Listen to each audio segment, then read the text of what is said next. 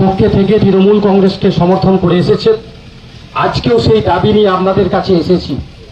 আপনারা লক্ষ্য করুন, গোটা ভারতবর্ষের কৃষ্ণ মেঘে আচ্ছন্ন, গোটা ভারতবর্ষ দ্বিধাগ্রস্ত। একটা সরকার গোটা ভারতবর্ষকে তিলে তিলে শেষ করার যে চক্রান্ত করছে, মাঝে মাঝে কৃষ্ণ মেঘ এবং বজ্রাঘাতও দেখা যাচ্ছে। কিন্তু আপনাদেরকে আজকে উপলব্ধি করতে হবে, এই পশ্চিম বাংলাকে সুরক্ষিত কে রাখতে পারে?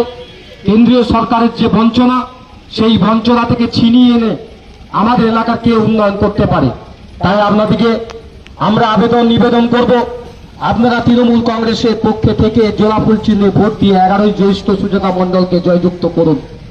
আপনারা লক্ষ্য করে দেখুন, 2011 সালের পর থেকে যখন মমতা বন্দ্যোপাধ্যায় পশ্চিম বাংলার মুখ্যমন্ত্রীর দায়িত্ব নিয়েছিলেন, একদিকে জঙ্গলমহল অস্থিরতায় ভুগছিল, একদিকে